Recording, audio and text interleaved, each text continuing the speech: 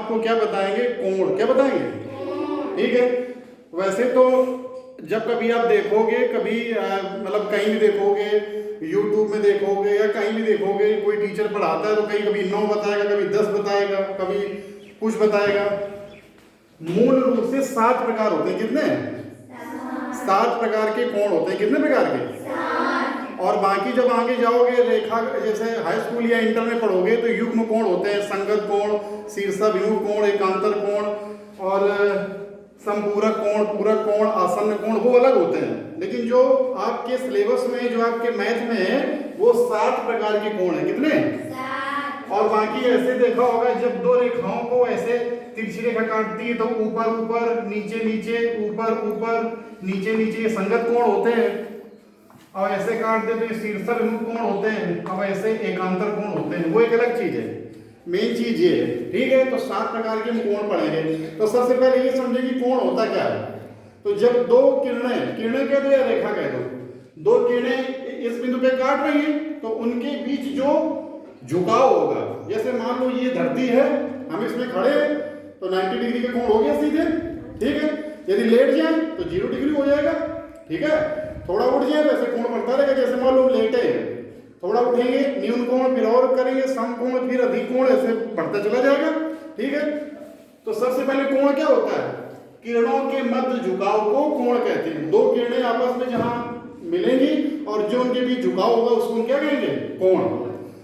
और जो कोण बनाएंगी उन किरणों को हम कहेंगे भुजाएं। क्या कहेंगे? भुजाएं। ठीक। 7 प्रकार के कोण होते हैं। पहला शून्य कोण। शून्य का मतलब कोई भी कोण, कोई भी उनके बीच में झुकाव ना हो।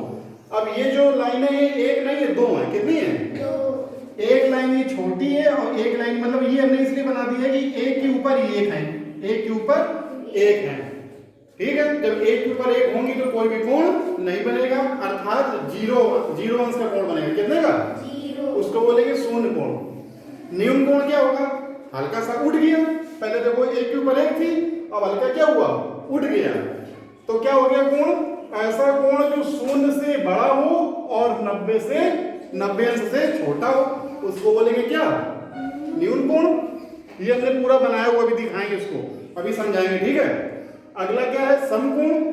अब ये जो रेखा थी थोड़ी और इधर चली गई। जब पूरा पूरा क्या हो? ऐसा कोण जिसे बनाने वाली दोनों किरणों के मध्य का झुकाव 90 हो।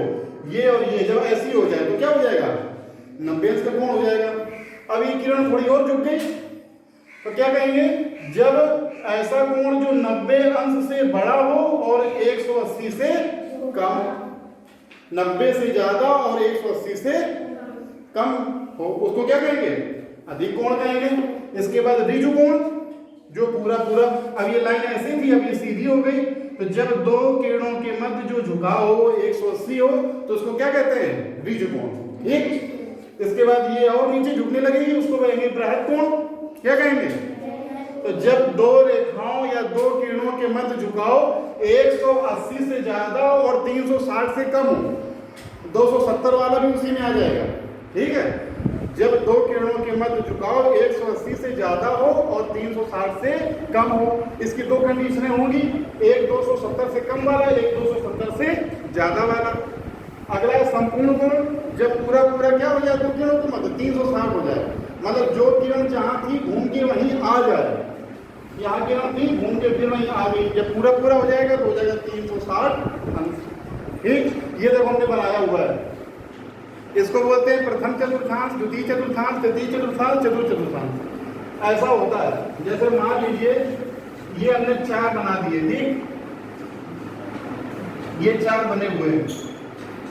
जब यहाँ होगा तो शून्य कोण, जब थोड़ा और इधर से आएगा तो न्यून कोण, जब ऐसा हो जाएगा तो समकोण, फिर ये और इधर हो जाएगा तो अधिक कोण, और जब पूरा पूरा हो जाएगा तो ऋजु कोण।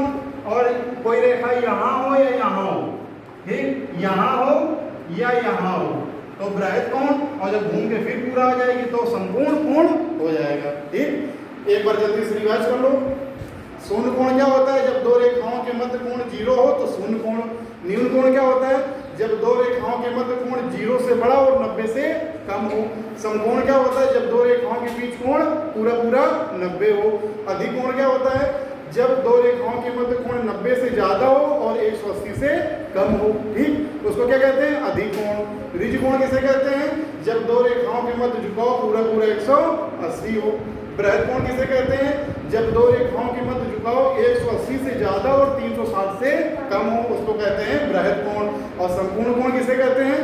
जब दो रेखाओं के मध्य पूरा पूरा कोण 360 हो, अर्थात जो जहां से चलो वहीं पुनः आ जाए, तो उसको कहते हैं संपूर्ण कोण। ठीक है, ये जो अंश होता है इसी से मापते हैं। जैसे मान लो आपको लंबाई मापना है, तो लंबाई जैसे किसी से कह दो कि हम इतने किलोमीटर चले हैं या इतने मीटर की दूरी है, या कहते हैं कि अच्छा ये बताओ, जैसे आपको बुखार होता है तो कहते हो सर जी इतने डिग्री सेंटीग्रेड हमको टेम्परेचर है, ये तो नहीं कहते हमको 5 किलो बुखार है, ये तो नहीं कहते हो।